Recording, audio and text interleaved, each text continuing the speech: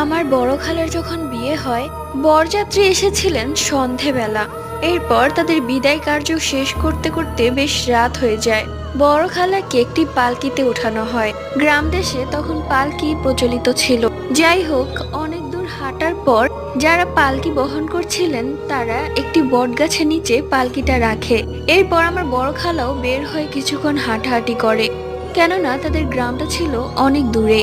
ঠিক তখনই বটগাছে থাকা একটি জিনের নজর পড়ে আমার বড় খালার উপরে।